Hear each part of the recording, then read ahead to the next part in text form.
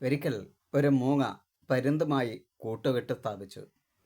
മൂങ്ങ പരുന്തിനോട് പറഞ്ഞു, നീ ഒരിക്കലും എൻ്റെ കുട്ടികളെ ഉപദ്രവിക്കരുത്. ഞാനിപ്പോൾ മുട്ട വിരിഞ്ഞ് നിൽക്കുന്ന സമയമാണ്. അപ്പോൾ ഒരിക്കലും നീ എൻ്റെ മക്കളെ ഉപദ്രവിക്കരുത്. നിൻ്റെ ഇരതേടലിനിടയിൽ ചിലപ്പോൾ അവരെ കണ്ടേക്കാം, അതുകൊണ്ടാണ് പറയുന്നത്. അപ്പോൾ പരുന്ത് പറഞ്ഞു, ശരി, എങ്കിൽ പിന്നെ ഒരു കാര്യം ചെയ്യും, നീ പറയും, നിൻ്റെ മക്കളെക്കുറിച്ച് നീ പറയൂ. കാരണം അവരെ കണ്ടു കഴിഞ്ഞാൽ എനിക്ക് മനസ്സിലാവില്ലല്ലോ. അങ്ങനെ മൂങ്ങ തൻ്റെ കുട്ടികളെ കുറിച്ച് പറയാണ്. അവർ കാണാൻ നല്ല ഭംഗിയുള്ളവരാണ്, നല്ല ശാന്തമായ മുഖഭാവമാണ്, അതുപോലെ തന്നെ നല്ല സൗന്ദര്യമുള്ളവരാണ്, അതുപോലെ തന്നെ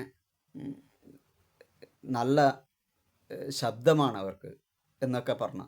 ശരി ശരി ശരി, എങ്കിൽ നിൻ്റെ കുട്ടിയെ ഞാൻ ഉപദ്രവിക്കില്ല, പരുന്ത് വാക്കു കൊടുത്തു. ഇതൊക്കെ തൊട്ടടുത്തിരുന്ന ഒരു വയസ്സൻ മൂങ്ങ കേൾക്കുന്നുണ്ടായിരുന്നു. അങ്ങനെ തൻ്റെ സ്വാഭാവികമായ ഇരതേടലിനിടയിൽ ഒരു കൂട്ടിൽ കുറച്ച് കുട്ടികളെ കണ്ട പരുന്ത് അവിടെയൊക്കെ പറന്നിറങ്ങി.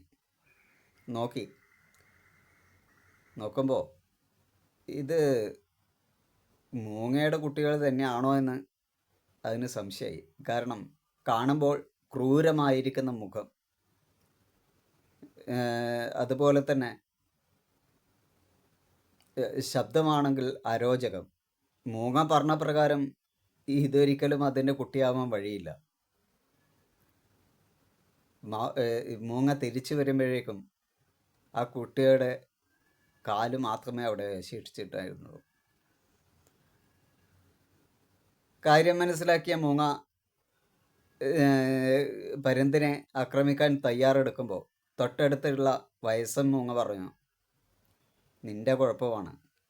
കാരണം നീ നിൻ്റെ മക്കളെക്കുറിച്ചുള്ള കാഴ്ചപ്പാടുകളാണ് പറഞ്ഞത്. അപ്പോൾ ഒരിക്കലും അത് അവൻ്റെ കണ്ണിൽ ശരിയാവണമെന്നില്ല. കാരണം നിനക്ക് നിൻ്റെ മക്കൾ ഭംഗിയുള്ളവരായിരിക്കാം, പക്ഷേ മറ്റുള്ളവർക്ക് അങ്ങനെ ആകണമെന്ന് നിർബന്ധമില്ല. നിൻ്റെ വാക്കിലെ പിഴവാണ് ഇതിന് കാരണമെന്ന് ഓർക്കുക.